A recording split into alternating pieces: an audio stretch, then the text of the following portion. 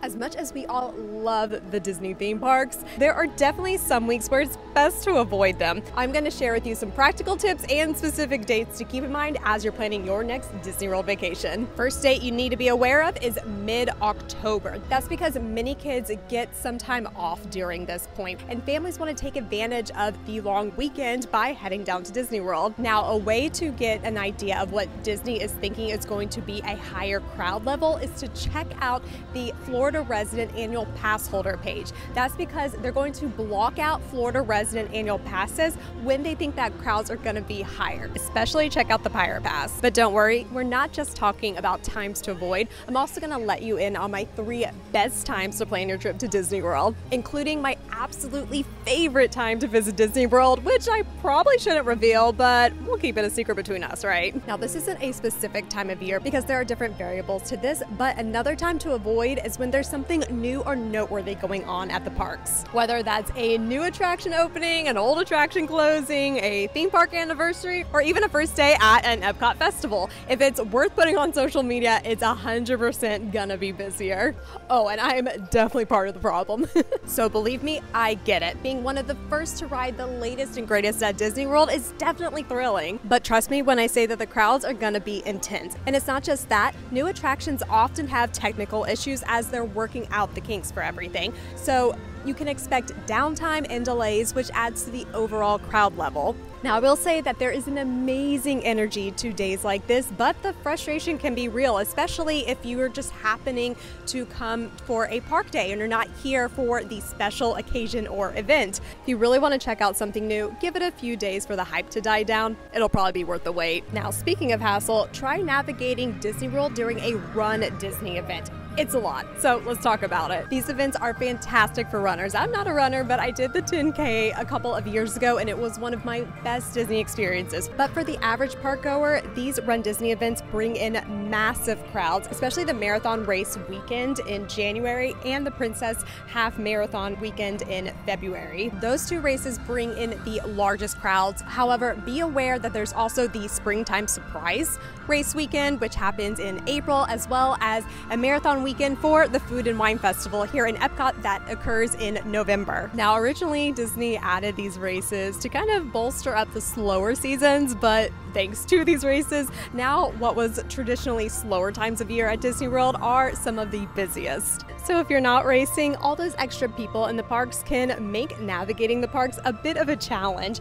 But it's not just the actual race events themselves, because people often tie the events into a Disney World vacation, which makes sense. But that also means that the couple of days before and after the race events are also going to be busier. Now, for years, it was kind of a Disney insider secret that February at Disney World was absolutely dead, making it an amazing time to come.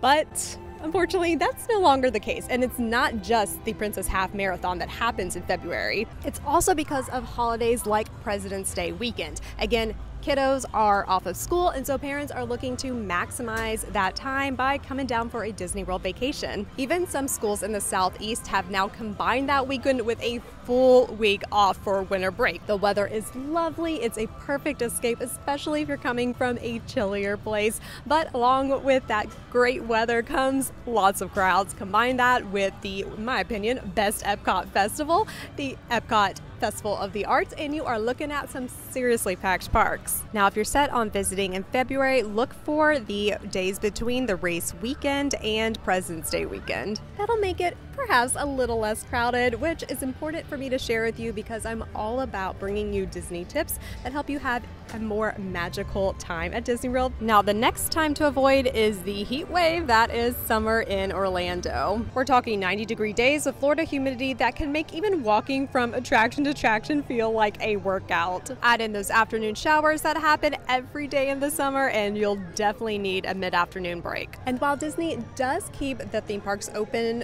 longer to accommodate for the larger crowds, it is hot. And when I say hot, I mean so hot. As someone who's lived here for 5 years now, trust me, it never gets less hot. My brother came down for a vacation last July, and while we had an incredible time, he said he is never coming in the summer again. And I don't blame him. Honestly, it's still insanely hot, but one of the best times to come to Disney World is end of August, beginning of September. This is low-key one of the best times to visit Disney World. With school starting up again and before Labor Day holiday is in full swing, those couple of weeks are when crowds are at their lowest. You'll find some of the shortest wait times of the year, and it's a great way to experience Disney at a slower pace. You may be sensing a theme now, and that's for every major holiday, especially if kids are off from school. The crowd levels, they're gonna rise. So think things like spring break, 4th of July, Memorial Day, but the days immediately before those major milestones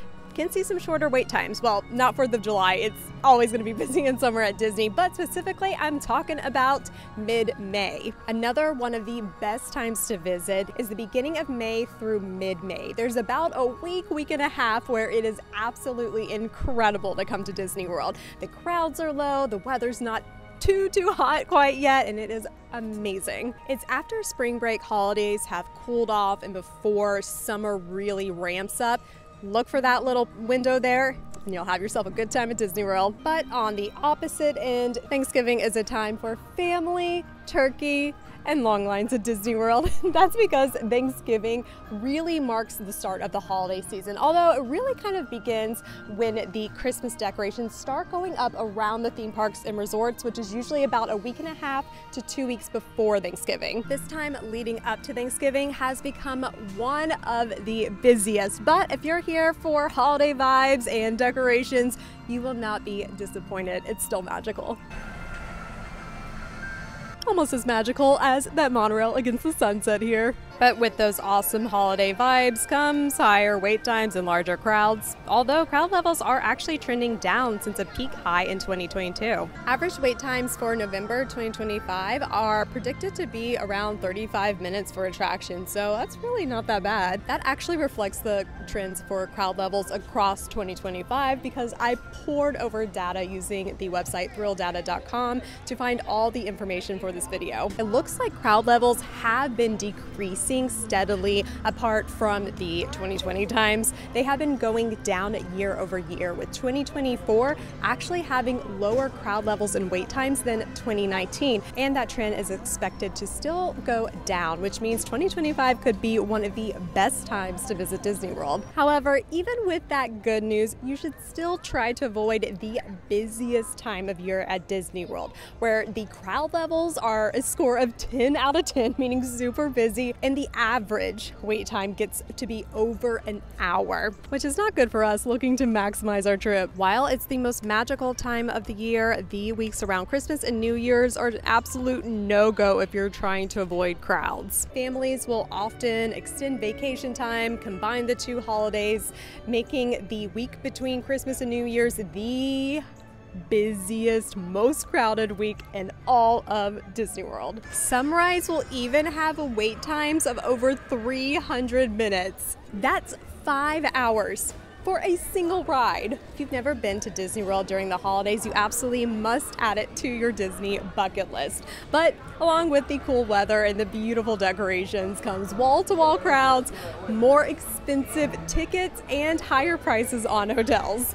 But if you want all of the holiday feels without all that chaos, Magic Kingdom is decorated for the holidays, the rainy season has stopped, and the weather is unbelievable. This time of year is so peak that when my best friend came to Disney World for her first no kids trip, these are the days we selected. And the golden time to visit Disney World is after Halloween and before Thanksgiving. That week and a half or so is when the parks are beautifully decorated, but the holiday crowds have not arrived yet, meaning you get lots of festive fun with manageable crowd levels. It's amazing.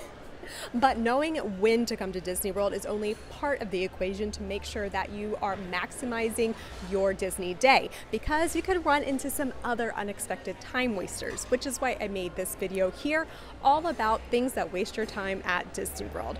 As always, I'm Molly, and I'll meet you on Main Street.